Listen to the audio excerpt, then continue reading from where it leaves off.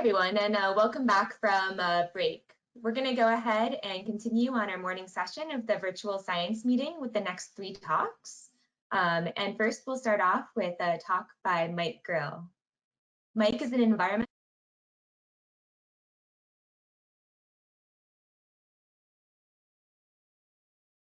Hey, Emily, you're currently unmuted. Oh, thanks. Sorry, I think somebody must have just muted me there. Did you guys hear any of that, or should I just start over again? You should just start from the beginning. Okay, great. Thanks. Hey, everybody, we're going to get started. Welcome back. We're going to get started with the second half of our morning session. We have 3 remaining talks in this session, and the first is going to be by Mike Grill. Mike is an environmental scientist with the California Department of Fish and Wildlife. He holds a degree in biology from CSU Fresno and has filled various roles within the San Joaquin River Restoration Program since 2011. So let's get started with Mike's presentation.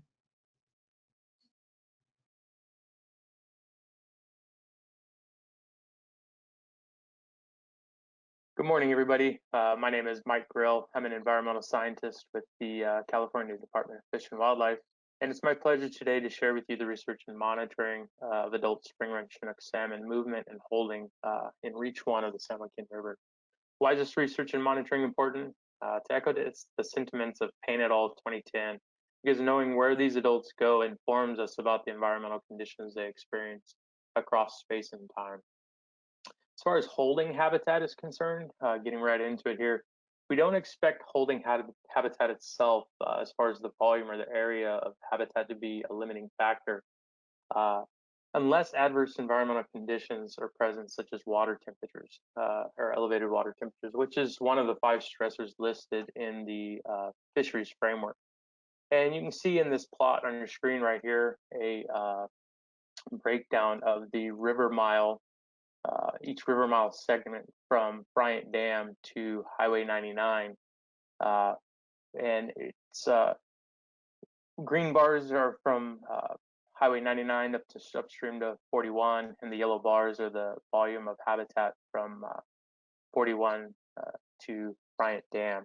You can see that there's approximately 100,000 meters cubed of habitat in the first 1.6 miles downstream of Bryant Dam. So let's take a look at water temperatures in 2019 as sort of a sample here.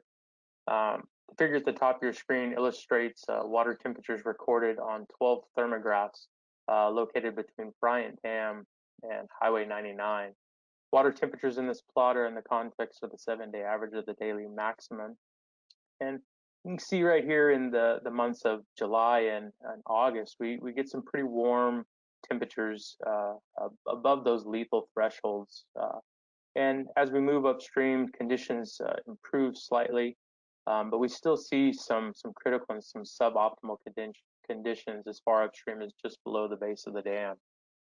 In the plot below here is a plot of the hydrograph and water flow, or maximum CFS, recorded at the Lost Lake and the Highway 41 CDEC station. And we can see the peak flows right here, kind of in May and June and tapering in July. Corresponds nicely with this drop in water temperature early on here. So let's explore the water temperature a little further in the context of the exceedance of our temperature thresholds. And what you can see here in this next slide is in the lower left-hand corner is a table of the criteria for the adult holding and spawning stage, and the optimal, critical, and lethal thresholds for each right there. The plot above right here is the exceedance of the optimal threshold. Each color corresponds to the percent of days within a given month that that threshold was exceeded. This blue or kind of dark purple areas represent 0% of the time during that month that the threshold was exceeded. Yellow is 100% of the time that the threshold was exceeded in that month right there. We can see that by July here, our conditions are suboptimal 100% of the time, and part of this time just below the dam right there. But by the time August and September hits, we have some optimal conditions, and our optimal threshold has been exceeded. The next plot you'll see is a plot of the exceedance of the critical threshold. Again, taking note, July, August, and September being the warmest of those months. Critical temperatures downstream of Ledger Island remain, or by July, and remain through August and into September. And the critical threshold is exceeded 100% of the time by August downstream of Vulcan. The next plot is going to be the exceedance of our lethal threshold. Lethal water temps part of the time just downstream of Sycamore Island in July, and lethal threshold was exceeded 100% of the time in August downstream of Scout Island, or 75% of the time at Scout or at Sycamore, and 100% of the time downstream of Sycamore Island. Sorry, I think I mixed those two up. 75% of the time at Sportsman's Club or Sycamore Island, and 100% of the time downstream of Scout Island right there. And so what do we want to take away here? And the importance is July, August, and September were our warmest months. Keeping that in mind as that those months correspond to key life stages. There does appear to be sufficient holding habitat based on water temperature criteria that's close to just downstream of the dam there. So what's the importance of water temperature? There's two different figures here taken from two papers. The figure on your left is from Porter and Burrell, 2008, and this just illustrates that there's differences in temperature ranges across different life stages. And so the spawning stage, and this is for fish in general, the spawning stage and the developing embryo and fry stage typically have a narrower thermal window than, say, juveniles or growing adults. We know that functional constraints on growth, reproduction, and immune system function occur when fish encounter water temperatures above or below an optimal range. So moving to the grouped plot on your right here, this plot was taken from Layson et al. 2011, differences in thermal tolerance among sockeye salmon populations. This plot right here in the top, plot A, indicates that fish that migrated further had higher aerobic scopes. And plot B right here indicates that fish that had a longer migration rate had a higher percent of relative ventricular mass. And plot C right here indicates that fish that had a more strenuous migration up a steeper gradient river had a higher percent compact myocardium. So what can we take away? The distribution of various salmonid populations have aligned their aerobic, cardiac, and heart rate scopes with historic temperature regimes. Water temperature is a pretty important factor. Getting into 2019, the fish that returned, right? That's kind of the premise of this symposium, pivotal year for the program. A total of 23 fish were captured in Reach 5.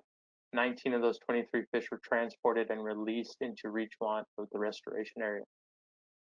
All 19 of those fish that were transported and released received 2 Floyd tags, one on either side of their dorsal fin, a unique acoustic ID tag, gastrically inserted, and a unique ID pit tag. So the age and size of these fish does appear that these 19 fish were 3-year-old fish. Males on average had a mean fork length of 725 millimeters, slightly larger than the females, which had a mean of 688 millimeters. We used 2 separate methods for monitoring these acoustically tagged fish, passive method and an active method. Passively, we deployed 18 stationary receivers between Bryant Dam and Highway 99. In 2019, these adults were released at 2 different locations. 2 of the fish were released at Owl Hollow, the remaining downstream at Highway 99. We do have some data gaps in the deployment of our receivers.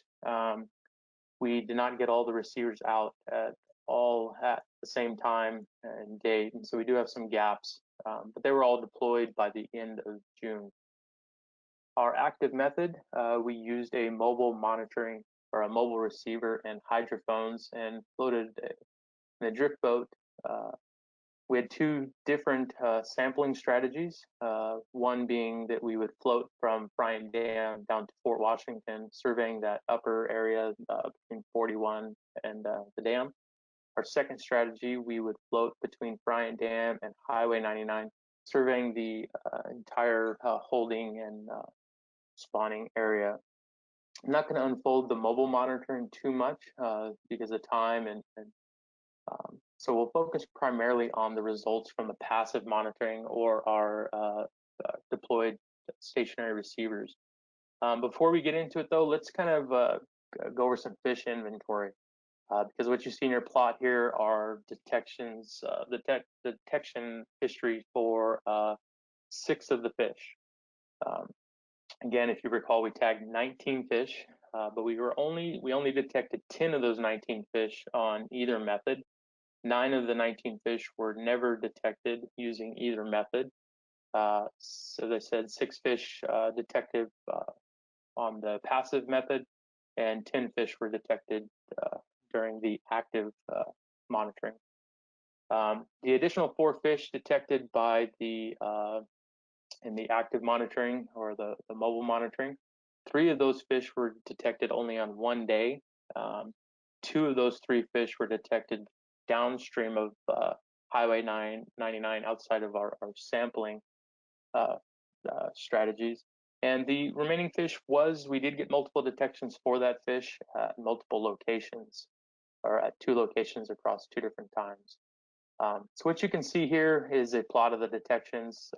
Each bubble is detected over the sampling, or each bubble is a detection over the sampling period, and the size of that bubble corresponds with the number of detections at a given location on a given date. The 2 fish on the end right here, we don't have a large history for. The first fish right here, we only detected a couple of days downstream at Scout Island. The fish 18865 right here, we do have a pretty decent detection history, but we have some uncertainties as summer months, and we don't have any indication that the fish moved upstream or attempted to spawn. So we'll kind of narrow in our focus on these 4 fish in the middle right here.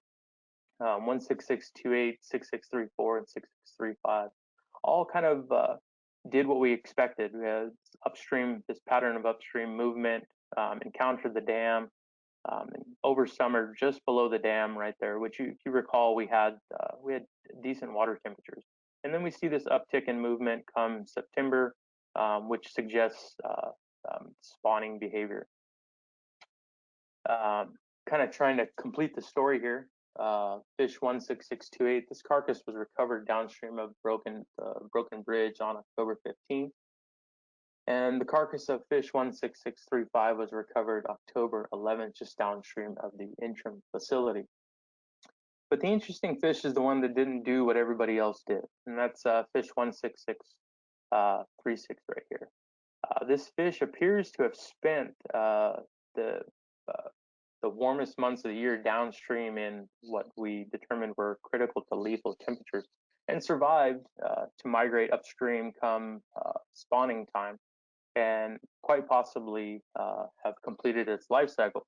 We're not 100% sure if the fish was successful in spawning, but based on these detections, it suggests it was.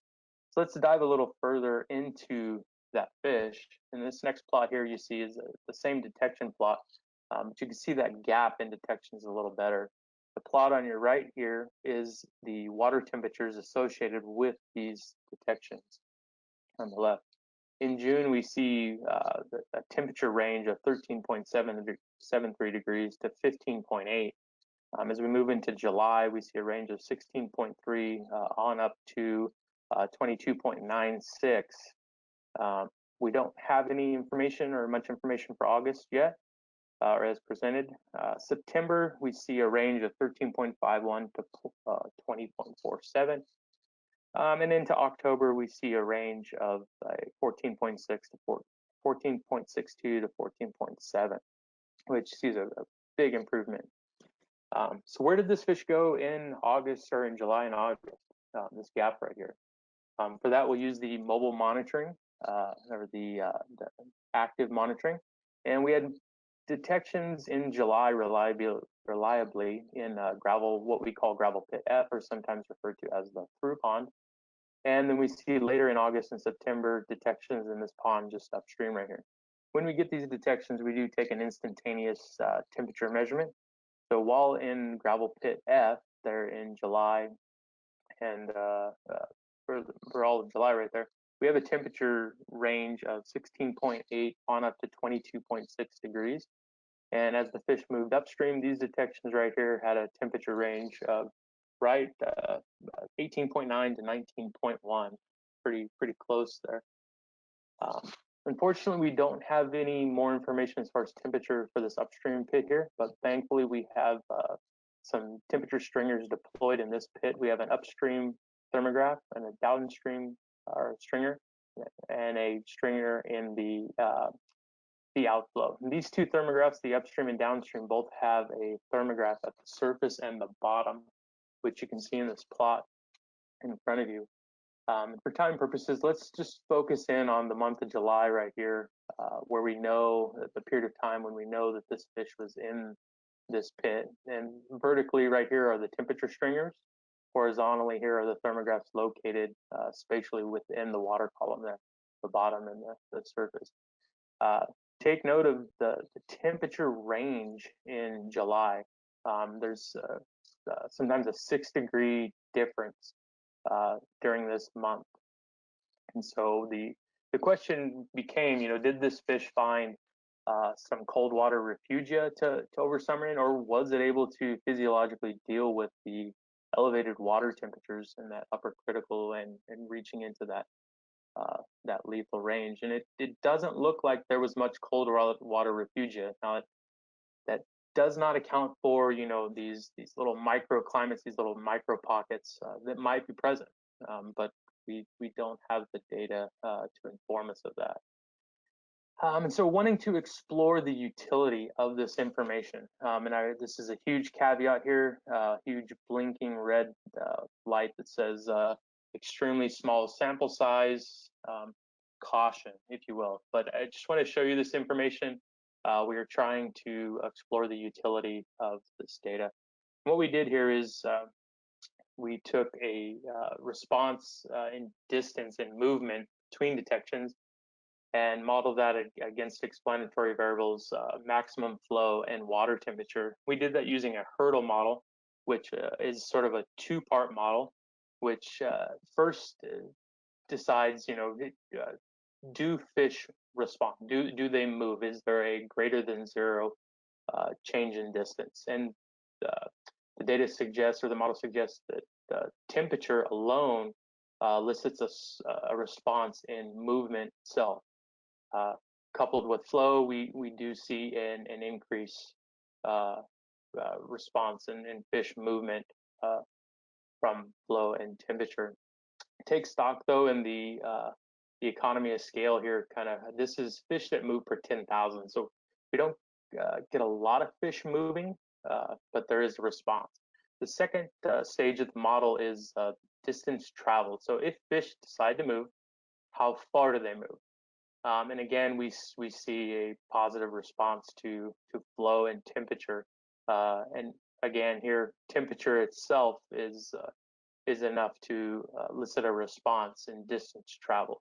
Again, economy of scale, there's not a lot, great amount of distance travel in response. But again, as flow increases, temperature increases, we do see increases in distance traveled. And with that, I'll conclude my presentation with a quick thank you to these people that were integral in helping me put this together. And thank you for your time.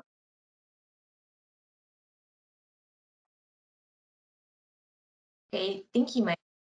Are there any questions for Mike? We have time for maybe one question. I don't see any that have been submitted onto the text questions right now. But if anyone has a question, just go ahead and raise your hand and let me scroll through the list and see if I see any hands raised. So I'll give everyone just a minute if you'd like to raise your hand and ask a question for Mike.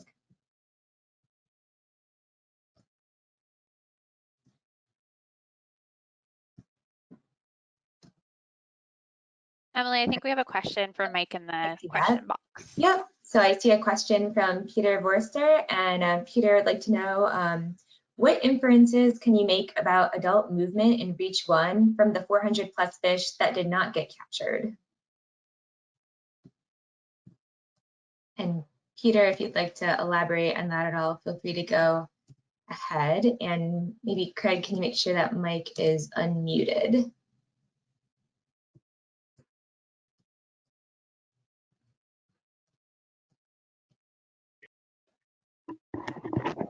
Mike, you should be open. Yeah, I've got you now. Sorry, could we repeat the question real quick?